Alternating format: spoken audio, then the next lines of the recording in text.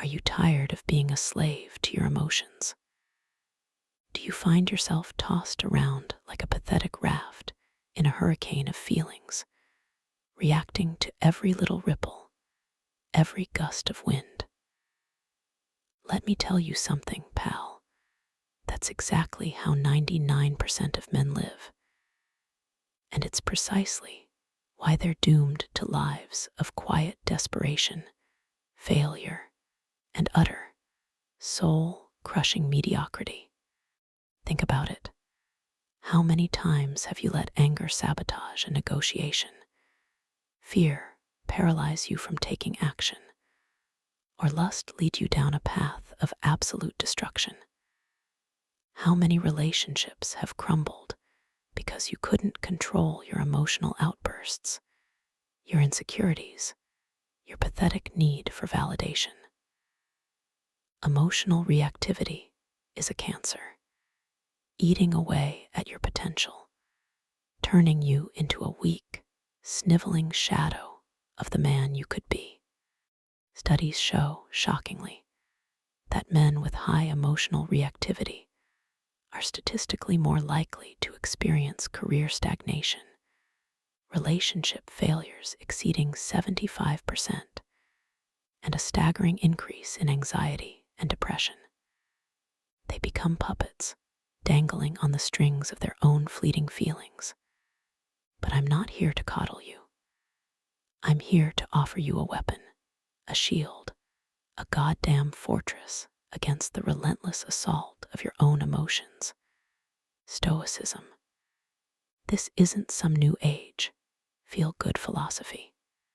This is ancient wisdom, forged in the fires of adversity, designed to create men of steel.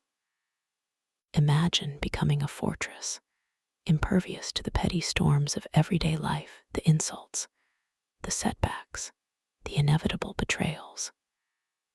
Imagine standing firm like a granite monolith while the weaklings around you crumble under the weight of their own unchecked emotions. That's the promise of Stoicism, but it demands everything. It demands that you confront your weaknesses, embrace discomfort, and forge a will of iron. It's not for the faint of heart. It's for the ruthless, the ambitious, the men who refuse to be victims of their own pathetic feelings. Are you ready to take the first step towards becoming unbreakable? Are you man enough to answer? The illusion of control. Why feelings are your enemy, not your friend. Listen up. How many times have you let your feelings dictate your life? How many opportunities have you squandered because you felt anxious, unmotivated, or just plain didn't feel like it? I'll tell you too many.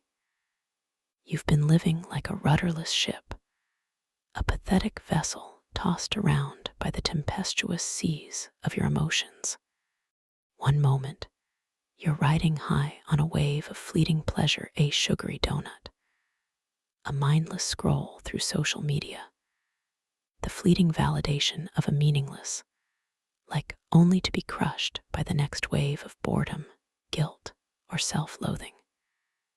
This is your life, a chaotic, unpredictable mess ruled by the whims of your fickle, unreliable feelings. Let me spell it out for you in language even a child could understand. Chasing pleasure and avoiding discomfort is the express lane to a life of weakness and misery. It's a self-imposed prison where you're constantly reacting, never acting with intention. You become a slave to your impulses, a puppet dancing to the tune of your immediate desires. The momentary high of that extra drink, that skipped workout, that angry outburst. It's a trap, a gilded cage that promises freedom, but delivers only shackles. Each indulgence, each avoidance of discomfort weakens your will, erodes your self-respect, and leaves you further adrift in a sea of mediocrity. You become a quivering mass of reactivity, incapable of weathering even the slightest storm. Imagine a powerful warship designed to withstand the fiercest gales and the most brutal attacks. Now strip away its rudder, its steering mechanism. What happens? It becomes a helpless hulk at the mercy of every current, every wave, every gust of wind. It's bashed against rocks, thrown off course, and ultimately destroyed. That, my friend, is you, without control over your emotions. You are that rudderless ship, destined for shipwreck unless you seize control. And here's the brutal, earth-shattering truth. Your feelings are liars. They are treacherous whispers in your ear, constantly urging you to take the easy path, to seek comfort, to avoid anything that requires effort or discipline. They tell you to run from challenges, to hide from responsibility, to indulge in fleeting pleasures that leave you feeling empty and ashamed. They scream at you to avoid pain, to stay in your comfort zone, to remain small and weak. I'm too tired, they whine. I'm not good enough, they whisper. I deserve this treat, they insist. Don't listen. These are the siren songs of self-destruction, the deceptive lullabies that will lull you into a life of quiet desperation. Stoicism, the ancient philosophy of warriors and emperors, offers a radical solution.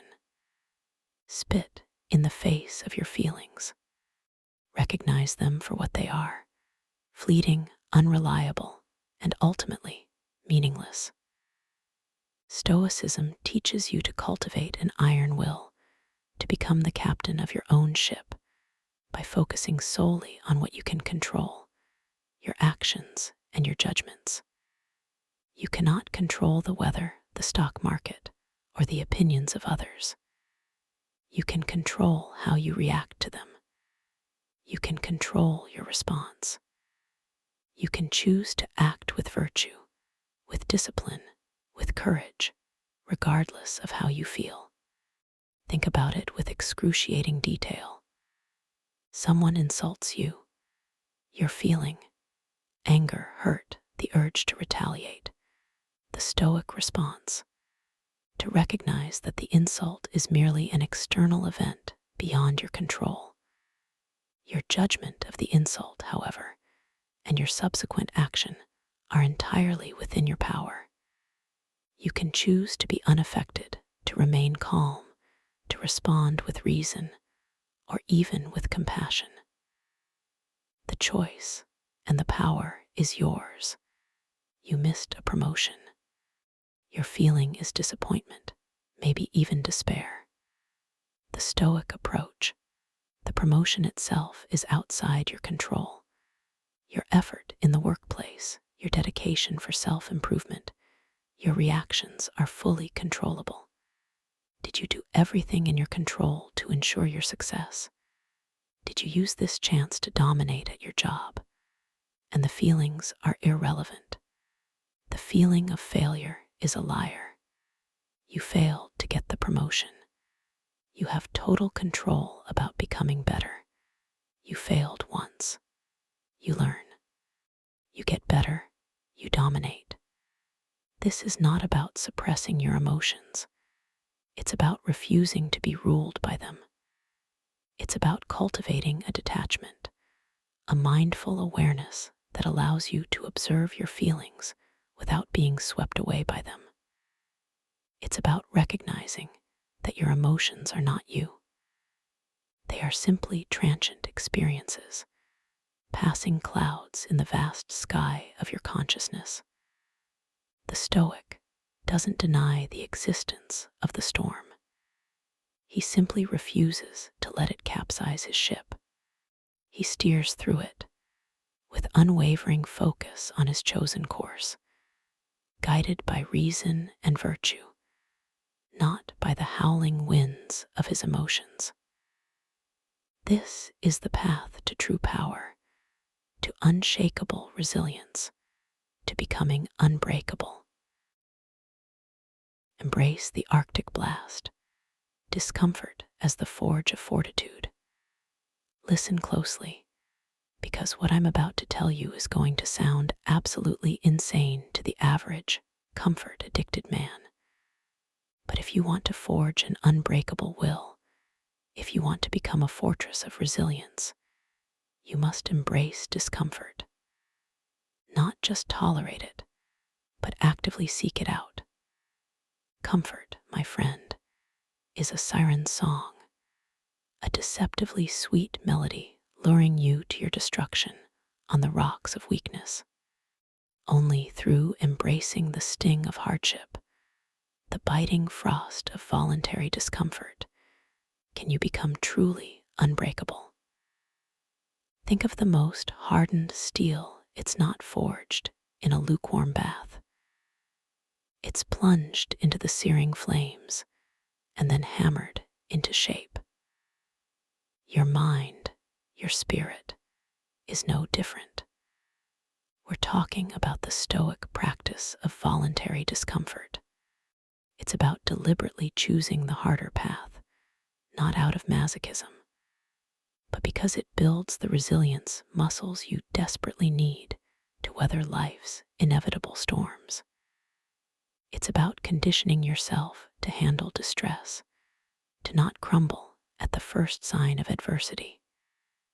It's about training yourself to respond with a steel gaze and decisive action instead of whimpering and collapsing. Let's get brutally specific. What does this look like in practice? Cold showers. Don't just take a slightly cool shower. I'm talking about turning that dial all the way to cold. Feel the icy water blast against your skin. Feel your body scream in protest. This isn't just about physical toughness. It's about mental discipline. It's about telling your body, I am in control, not you.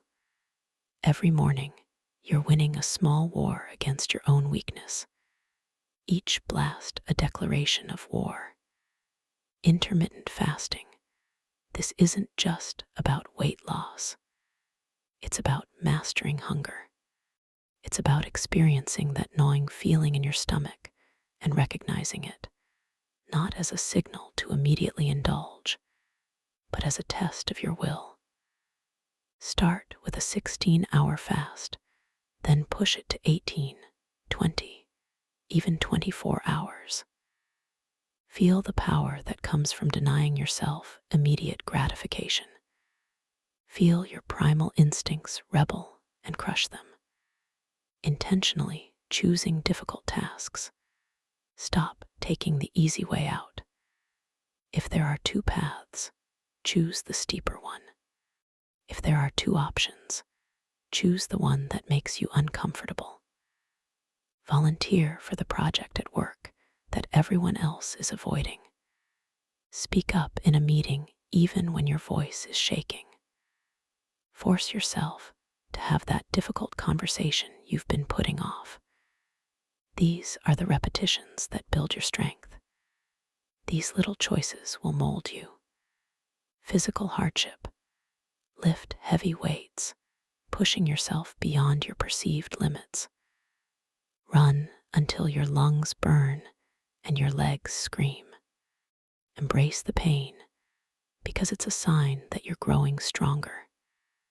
It's a clear signal you are progressing. It's the language of growth. These aren't just random acts of self-inflicted suffering.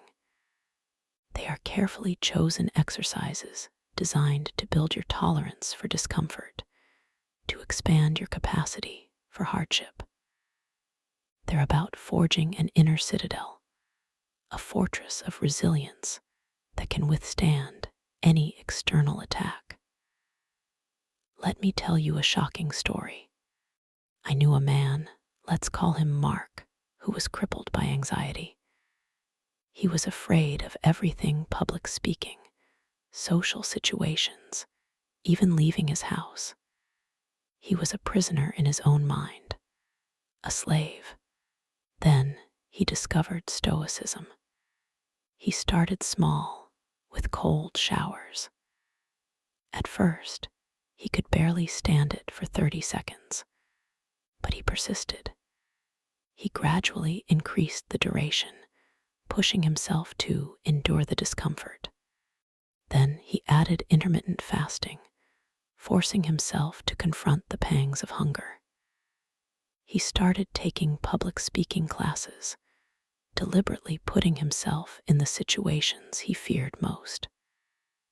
It was agonizing, terrifying, but he kept going. He embraced the Arctic blast of discomfort, and slowly, gradually, he began to change. The anxiety didn't disappear overnight, but it lost its power over him. He learned to control his reactions, to face his fears with courage, and to act in spite of his anxiety. He went from being a quivering mess to a man of unwavering strength, dominating his career, his relationships, and his life. He became a leader, all because he embraced the deliberate practice of discomfort. This is not a fairy tale. I am talking to you about the brute force of reality. So, are you going to continue to cower in the warmth of your comfort zone, slowly atrophying into weakness? Or are you going to embrace the Arctic blast, the forge of fortitude, and become truly unbreakable? The choice, as always, is yours. But choose wisely, because your destiny hangs in the balance. A hard life is a good life. You are weak or you are strong. There is not a third option. Negative visualization, preparing for the inevitable shitstorm. Most men cower at the thought of things going wrong. They cling to flimsy optimism, burying their heads in the sand like pathetic ostriches, hoping that disaster will somehow pass them by. Pathetic. This is the mindset of a slave, a victim waiting to be slaughtered.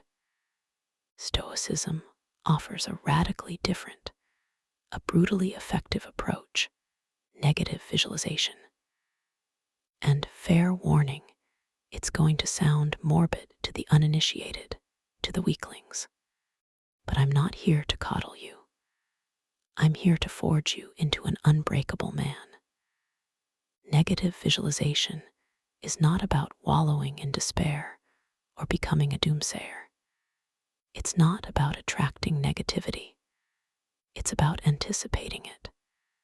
It's about mentally rehearsing the absolute worst-case scenarios, not to scare yourself senseless, but to strip away the fear and prepare yourself, mentally and emotionally, for the inevitable shitstorm that life will throw your way.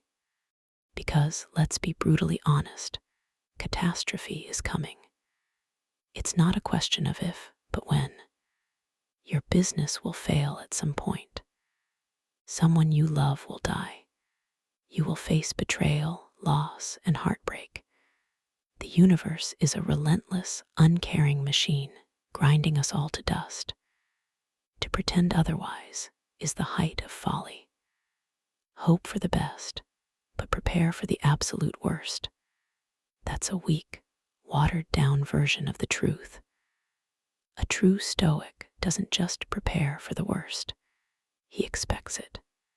He lives it in his mind over and over again, until the sting of potential loss is dulled, until he is immune to the shock and panic that paralyzes lesser men. Here's how you do it, step by step. Don't skip any of these. Your future resilience depends on it. 1. Identify your fears. What are you truly afraid of losing? Your wealth, your health, your reputation, the love of your partner, your children. Be brutally honest with yourself. Don't shy away from the darkest corners of your mind. List them all in excruciating detail. 2. Visualize the catastrophe. For each fear, create a vivid, horrifying scenario in your mind. Don't hold back. Imagine losing everything. Imagine the pain, the humiliation, the despair. See your business crumbling to ashes. Feel the gut-wrenching agony of losing a loved one. Picture yourself bankrupt, alone, and utterly defeated. Live through the experience as if it were real right now. The more visceral the imagery, the more powerful the effect. Example: your business. Imagine waking up to find your bank accounts frozen. Clients are leaving in droves. Your employees are jumping ship. Your reputation is in tatters. You're facing lawsuits, bankruptcy, and public ridicule. Feel the cold sweat on your brow, the knot in your stomach, the sheer terror of losing everything you've worked for. Smell the stench of failure. 3. Accept the possibility.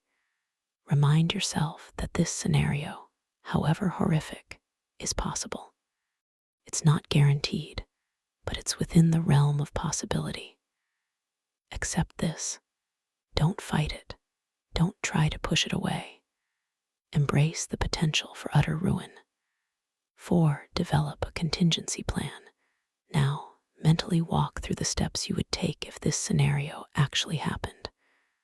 What would be your first move? How would you react? Who would you turn to for support? What resources would you have left? Develop a concrete, detailed plan of action. This isn't about preventing the catastrophe. It's about surviving it. Example continues. Even with the business in ruins, you would first ensure your family is secure. You'd start liquidating assets, contacting your lawyer. You have skills from previous work that, even though you're devastated, you can leverage for contract jobs. You'll downsize, sell the house if necessary, and start from scratch. You've built something before. You can do it again, even if it takes years of grueling, back-breaking work. 5. Practice regularly. Negative visualization is not a one-time exercise. It's a practice. You need to revisit these scenarios regularly, at least once a week, preferably daily. The more you practice, the more desensitized you'll become to the fear, and the more prepared you'll be for the inevitable blows of fate. This isn't pessimism. It's realism. It's the ultimate form of mental preparedness. It's about understanding that suffering is an intrinsic part of life, and that by anticipating it, you can rob it of its power to cripple you. A true Stoic is never surprised by misfortune. He's ready for it. He's waiting for it. And when it comes, he faces it with unwavering courage and unshakable resolve, because he's already lived through it 1,000 times in his mind. He's already conquered it. He is, in a word, unbreakable. He is a fucking fortress. The dichotomy of control, the ultimate freedom and responsibility. Listen to me and listen carefully. This isn't some fluffy self-help nonsense. This is the bedrock of a life unshackled from the tyranny of the uncontrollable. The dichotomy of control, it sounds complex, but it's brutally simple. There are things you can control and things you absolutely, positively cannot. Clinging to the illusion that you can influence the latter is the root of all your anxiety, your frustration, your pathetic whining. Imagine a raging hurricane tearing through your city. Can you will it to stop? Can you feel your way into calming the winds? Absolutely not. You can scream, You can cry. You can punch the wall until your knuckles bleed. The hurricane will remain utterly indifferent to your pathetic displays of emotion. This, my friend, is the realm of the uncontrollable. The weather, the actions of other people, the stock market, the goddamn past. These are forces beyond your grasp, and any attempt to wrestle with them is an exercise in utter futility, a guaranteed ticket to a life of perpetual frustration. Now, what can you control? This is where the steel enters your spine. You control your judgments, your reactions, your actions. In the face of that hurricane, you can choose to evacuate. You can choose to reinforce your home. You can choose to calmly accept the inevitable damage and focus on rebuilding afterward. These are your choices, the levers of power that reside solely within your grasp. This is your domain, the only place where your will holds any sway. But what about my feelings? I hear you whimper. What about the fear, the anxiety, the anger? Your feelings, as I've said before, are treacherous advisors. They surge and recede like the tides, driven by forces largely outside your conscious control. Acknowledge them. Yes, Stoicism isn't about becoming a robot, but do not let them dictate your actions. Feel the fear, but act despite it. Feel the anger, but choose to respond with reason and discipline. This is the essence of Stoic mastery. Now, about responsibility, this is where most men falter. They crave freedom, but they shy away from the crushing weight of accountability. Let me be perfectly clear. Responsibility is not a gift. It's a set of shackles. You are irrevocably bound to the consequences of your choices. Every action, every decision, every word creates a ripple effect that extends outward, shaping your destiny. Embrace these shackles. Do not fight them. They are the chains that bind you to your own power. Think of it like this. A ship's captain cannot control the storms, but he is absolutely responsible for navigating his vessel through them. He is responsible for the safety of his crew, for the integrity of his ship, for making the difficult decisions that will determine whether they sink or sail. This is the burden of command, the weight of true freedom. You are the captain of your own soul, and you must accept the full weight of that responsibility. By meticulously focusing only on what you can control, your judgments, your actions, your responses, you achieve a profound and paradoxical freedom. You are no longer tossed around by the whims of fate, by the opinions of others, by the unpredictable chaos of the external world. You become the eye of the storm, the calm center around which all the madness swirls. External events lose their power to disturb your inner peace. You become, in essence, unfuckwithable. The stock market crashes. You've already prepared. Your relationship implodes. You accept it with stoic resolve and focus on your own growth. Someone insults you. Their words bounce harmlessly off the armor of your self-control. This is not to say you become indifferent to suffering. It means you become immune to its power to break you. You develop an unshakable resilience, a fortified inner citadel that can withstand any assault. This, my friend, is the ultimate freedom. The freedom from the tyranny of the external, the freedom to choose your response, the freedom to forge your own destiny, even in the face of utter chaos. Embrace the dichotomy of control. accept the shackles of responsibility, and become the master of your fate. It is the hardest path, but it is the only path to true, unyielding power. Only the weak beg to be saved. The strong save themselves. Memento mori. Death as your ultimate advisor and motivator, listen closely, because this will be the most uncomfortable truth you'll hear today. You are going to die. Not someday, not eventually, but certainly. Your flesh, right now vibrant and pulsing with life, will rot. Your bones will turn to dust. Your memories, your triumphs, your failures, all will fade into the black abyss of oblivion. Imagine your body, cold and lifeless, lying in a casket. Picture the worms, the decay, the absolute nothingness that awaits. Does that make you uncomfortable? Good, it should. Most men spend their lives running from this reality. They distract themselves with fleeting pleasures, pointless pursuits, and the endless chase for validation. They build castles on sand, oblivious to the tide that is guaranteed to wash it all away. But the Stoic, the Alpha, the man who truly understands power, stares death in the face. He embraces the chilling reality of his own mortality, not with despair, but with a fierce, burning clarity.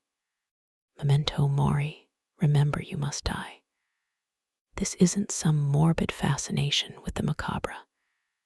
It's the ultimate life hack. It's the most ruthless and effective advisor you will ever have.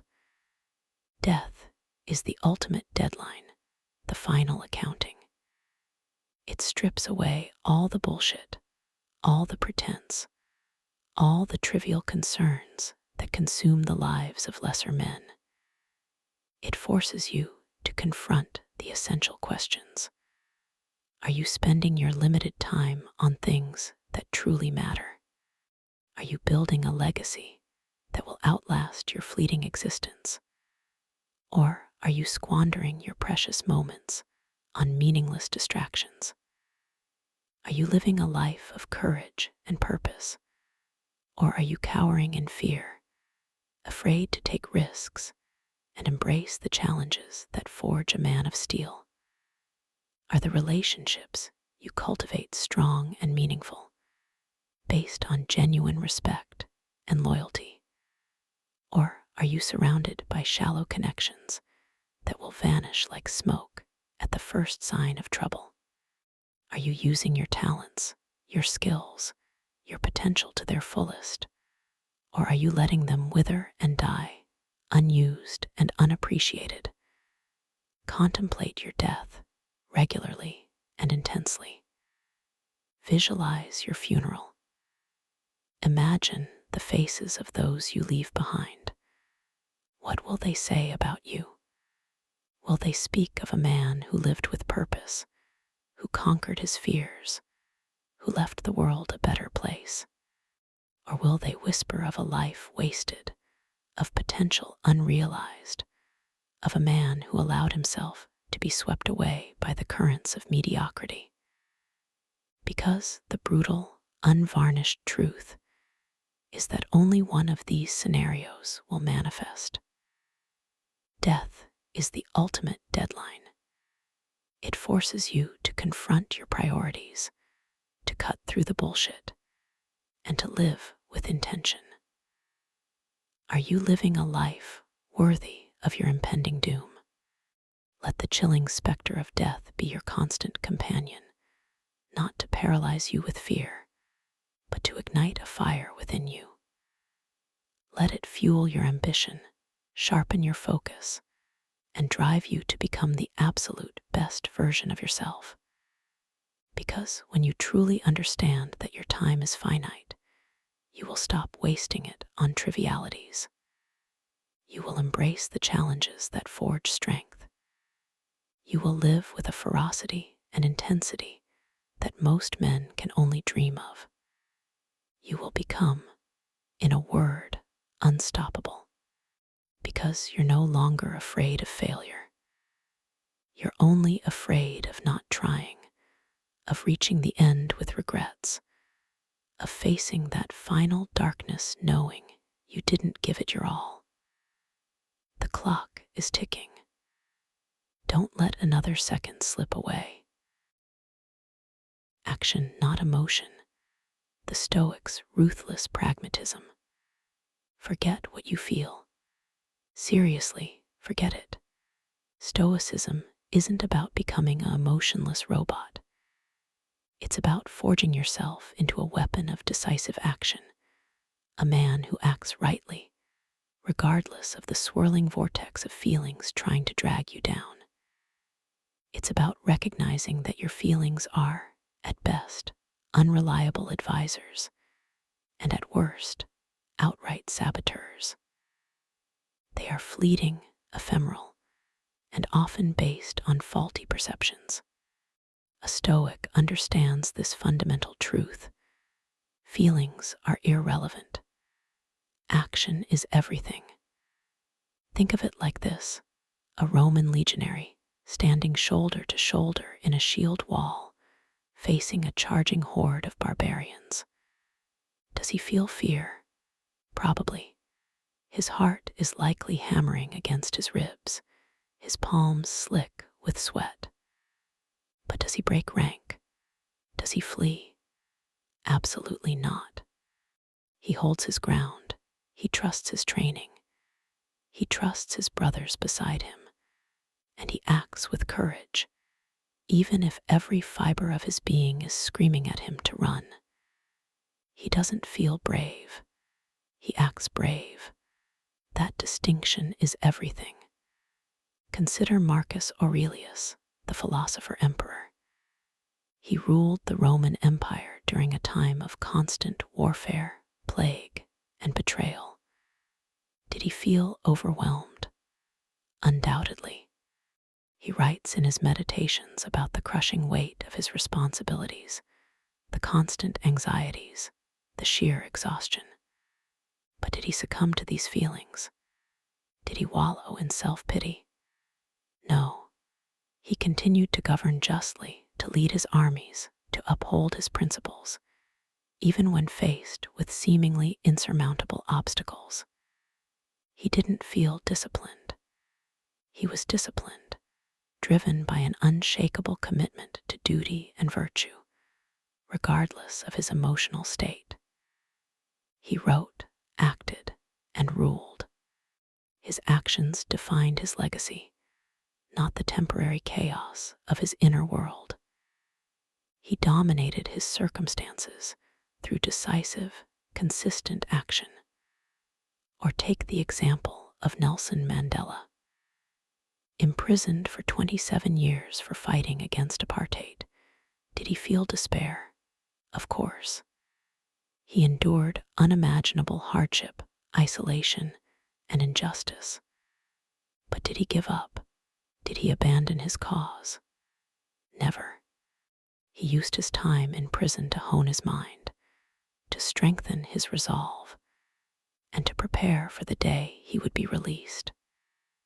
He emerged from prison not as a broken man, but as a symbol of resilience and unwavering commitment. He didn't let the feelings of bitterness and resentment consume him. He acted with grace and forgiveness, leading his nation towards reconciliation. He used action, strategic and controlled, to dismantle a system of oppression. He didn't feel powerful. He became powerful through unwavering, purposeful action. These men weren't devoid of emotion. They were masters of it. They channeled their feelings, using them as fuel for their actions, rather than allowing themselves to be controlled by them. They understood that true strength lies not in suppressing emotions, but in transcending them, in choosing action over reaction, in consistently aligning your deeds with your values, no matter how you feel in any given moment. This is ruthless pragmatism. This is the heart of Stoic practice. It is the unwavering commitment to doing what is right, regardless of the internal storm. It is the understanding that your legacy will be built not on what you felt, but on what you did. So, cast aside the illusion that your feelings dictate your reality. Embrace the power of action. Become the master of your fate, not a slave to your emotions. This is not just about self-improvement. This is about forging an unbreakable will, a will that allows you to dominate life's challenges and emerge victorious every single time.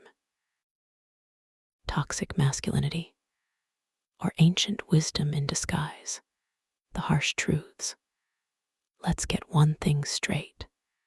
The mewling crybabies of the modern world, the ones who shriek about toxic masculinity at the drop of a hat, they wouldn't last 5 minutes in the arena of life our ancestors faced. They've mistaken strength for oppression, resilience for cruelty, and self-control for they don't even have a word for it, because the concept is utterly alien to them. They accuse Stoicism of promoting toxic masculinity. They claim it encourages men to bottle up their emotions, to become unfeeling robots, to gasp, "Be strong." They see a man who doesn't weep openly at every minor inconvenience, a man who doesn't crumble under pressure, a man who faces adversity with a stoic, unwavering gaze, and they scream, "Toxic." They're terrified of strength. They reek of weakness. But let me tell you something. Their accusations are built on a foundation of sand. True Stoicism, the Stoicism practiced by emperors and warriors, is not about suppressing emotions entirely. It's about refusing to be controlled by them. It's about mastering your inner world so that the external world cannot break you. It's about recognizing that your feelings are often fleeting, irrational, and downright destructive impulses that, if left unchecked, will lead you to ruin. Think of it like this: a wild stallion, untamed and powerful, is a beautiful but dangerous creature. It's driven by instinct, by fear, by emotion. A skilled rider, however, doesn't destroy the stallion's spirit. He channels it.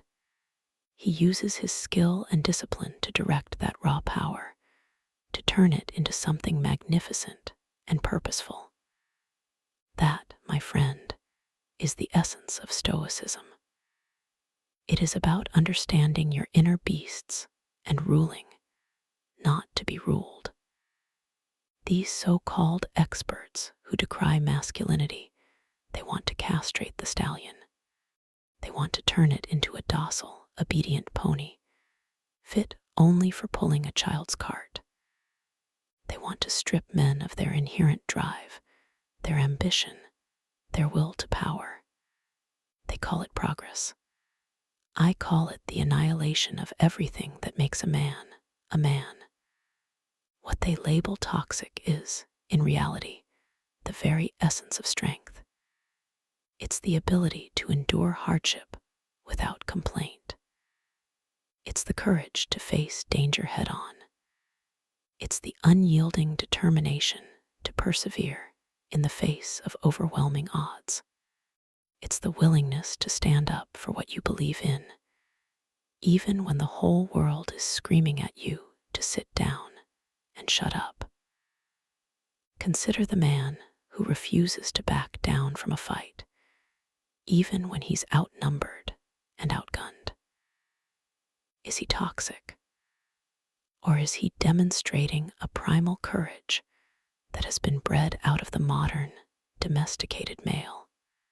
Consider the man who holds his tongue when his woman is lashing out at him irrationally, not because he's afraid, but because he understands that engaging in a screaming match will achieve nothing. Is he repressing his emotions, or is he exercising a level of self-control that most men can only dream of? Consider the entrepreneur who faces bankruptcy, who loses everything but refuses to give up. He picks himself up, dusts himself off, and starts again, learning from his mistakes and refusing to be defeated. Is he toxic for not wallowing in self-pity? Or is he embodying the very spirit of resilience that built civilizations? The world doesn't need more men who are in touch with their feelings. It needs men who are in control of their actions. It needs men who can stand firm in the face of chaos, men who can lead, men who can protect, men who can dominate the challenges that life throws their way. The world needs men of iron, not snowflakes who melt at the first sign of adversity. And Stoicism, my friend, is the forge where that iron is made. They may call it toxic, but we know the truth. It's the ancient wisdom that breeds unbreakable men. It is the path to absolute, undeniable power. Building your inner citadel, a practical, brutally honest guide. Forget the fluffy self-help nonsense. This is about forging yourself into an unbreakable weapon, a fortress against the chaos of the world. This isn't a weekend retreat. It's a lifelong war against your inherent weaknesses, a constant battle against the siren song of comfort and the insidious whispers of your emotions. There are no shortcuts, no magic pills, only the relentless, unforgiving path of discipline, or the pathetic, soul-crushing abyss of mediocrity. Choose wisely. Here's your brutally honest, step-by-step guide to building your inner citadel, that impenetrable fortress within. Phase 1, the foundation conquering the physical. This is where most men fail. They want the mental strength without earning it through physical discipline. Don't be one of them. Step 1, the Arctic plunge daily. Every single morning. Start with a cold shower. Not lukewarm. Ice cold. I mean water that makes you gasp. This is your first daily victory over your weakness. It's a deliberate act of discomfort, a slap in the face to your whining inner child. Start with 30 seconds and relentlessly, ruthlessly increase it. Feel the initial shock, the resistance, the urge to flee. Dominate it. This isn't just about the cold. It's about training your mind to obey your will, not your feelings. This is dominance training, pure and simple. You are the boss of you. Step 2, the Hunger Games intermittent fasting. No, I'm not talking about some trendy diet. This is about controlled deprivation. Choose a feeding window, e.g., 8 hours, and stick to it, no matter what. Feel the hunger pangs. Good, that's your weakness screaming. Ignore it. Learn to function, to thrive, even when your body is begging for fuel. This teaches you that you are not a slave to your appetites. You are in control. Step 3, the iron temple consistent, intense exercise. Lift heavy weights. Push your physical limits. Embrace the pain, the burn, the exhaustion. This isn't about vanity. It's about forging a body that is as resilient as your mind. See the sweat as the tears of your weakness leaving your body. Feel the surge of power as you conquer your physical limitations. This is where you build the raw material for your mental fortress. Choose compound exercises like squats, deadlifts, and presses, exercises that force your entire body to work. Don't be a pretty boy, be a beast. Step 4. Conquer sleep discipline, not indulgence. Establish a rock-solid sleep schedule. Go to bed and wake up at the same time every single day, even on weekends. No excuses. Sleep is crucial for recovery, but it's also a potential breeding ground for laziness. Treat it with respect, but don't become its slave. 7 to 8 hours. No more, no less. Your body is a machine. Maintain it with precision. Phase 2. The walls mastering the mental. This is where you separate yourself from the weak-minded masses. This is where you become dangerous. Step 1.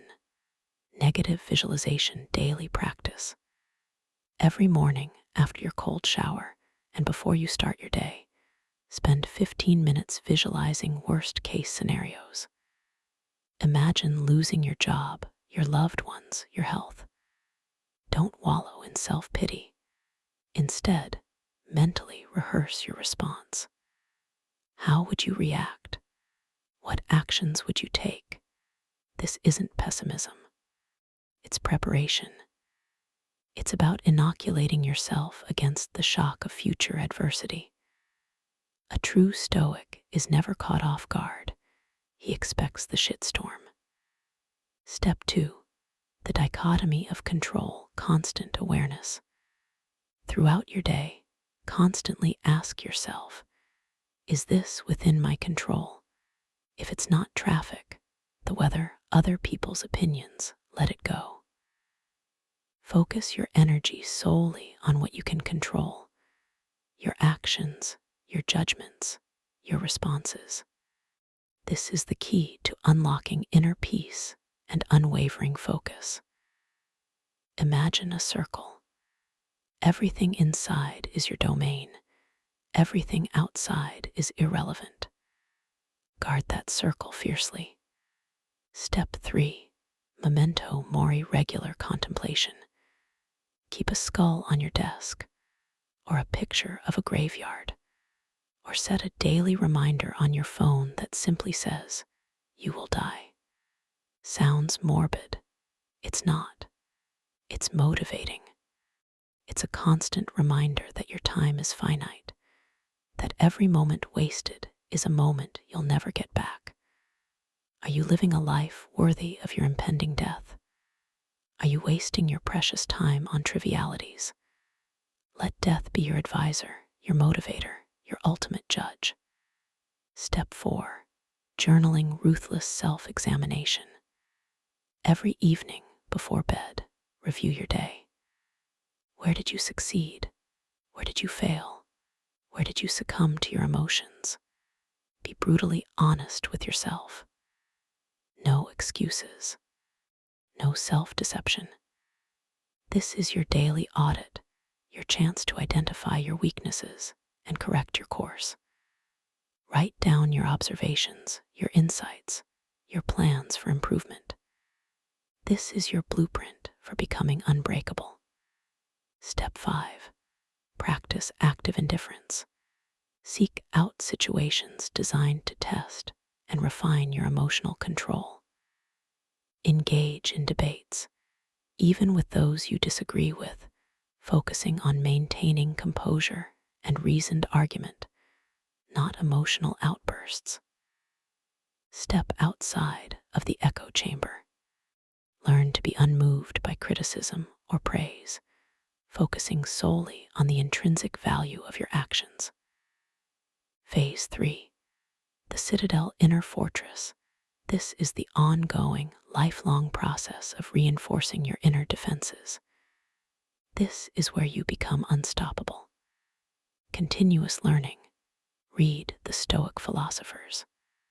Marcus Aurelius, Seneca, Epictetus. Study their words. Internalize their wisdom. Apply their teachings to your life. This isn't a one-time thing. It's a continuous process of learning and refinement. Seek mentorship. Find a man who embodies Stoic principles, someone who has already built his inner citadel. Learn from him, observe him, emulate him. Don't be afraid to ask for guidance. Iron sharpens iron. Embrace adversity. Don't shy away from challenges. Seek them out. The more difficult the situation, the greater the opportunity for growth. See every obstacle as a chance to test your resilience, to strengthen your resolve, to reinforce your inner citadel. Remember that the path will be an absolute war. Welcome it. The unbreakable mindset. Cultivate an unshakable belief in your own ability to overcome any challenge. See yourself as a fortress, impervious to the storms of life. Repeat affirmations that reinforce your Stoic mindset. I am in control of my mind. I am unbreakable. I embrace adversity. I am a Stoic. Repeat it constantly until it's burned in your soul. This is not a quick fix. This is a lifestyle. It's a commitment to constant self-improvement, to relentless self-discipline, to the unwavering pursuit of becoming unbreakable. The inner citadel is not built in a day. It's built brick by brick, through countless acts of courage, discipline, and self-mastery. It's a fortress that will protect you from the chaos of the world, a sanctuary of strength and resilience, a testament to your unwavering commitment to becoming the best, most powerful version of yourself. Now, go build it, and never, ever surrender. Become the unbreakable man, the final, ruthless challenge. Look, let's not mince words. The path I've laid out, the path of the Stoic, is not some feel-good, self-help bullshit. It's a goddamn gauntlet of fire. It demands you confront your deepest fears, your ingrained weaknesses, and your pathetic addiction to comfort. It's a lifelong war against the whiny little bitch inside you that craves instant gratification and shrinks from any challenge. It's about becoming the weapon rather than wielding one. I've shown you the map. I've exposed the secrets. I've given you the tools, forged in the fires of ancient wisdom and tempered by the harsh realities of existence. You've seen how to dismantle the illusion of control, how to embrace the Arctic blast of discomfort, how to stare into the abyss of negative visualization, and how to use the chilling certainty of death as your ultimate motivator. You understand, I hope viscerally, that your feelings are treacherous guides, and that only ruthless action, aligned with virtue, matters. You've been challenged to analyze if the world has unfairly labeled iron will as toxic masculinity. But knowing is nothing. Knowledge is a rusty sword hanging on the wall. Action is the blade in your hand, slicing through the obstacles in your path. The benefits. Imagine yourself utterly unshaken by the storms of life.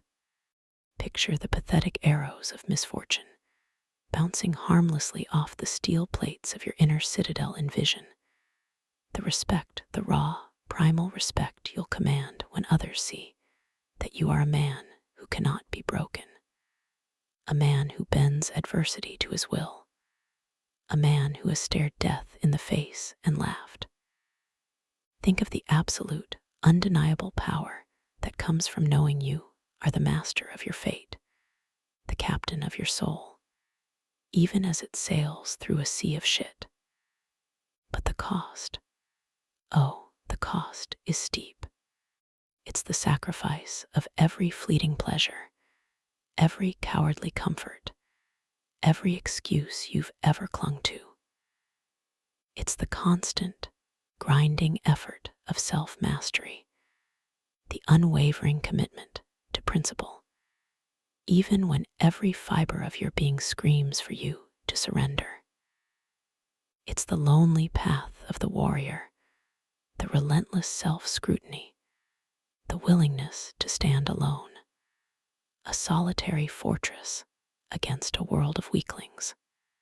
It is the acceptance that, no matter how powerful you become, the ultimate shitstorm of death is waiting around the corner. This ain't for everyone. In fact, it's for the very few. So, I ask you with brutal honesty, are you one of the few? Are you ready to shed the skin of the ordinary, to embrace the pain, the discipline, the relentless self-improvement that Stoicism demands?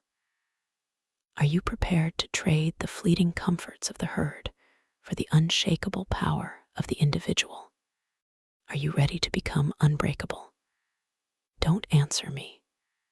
Answer yourself. Because if you're not ready to give everything, then crawl back into your comfortable little hole and wait for the inevitable. But if you are, then step onto the path and never look back, because the man you are today will die on this path. The question is, will a goddamn titan rise from his ashes?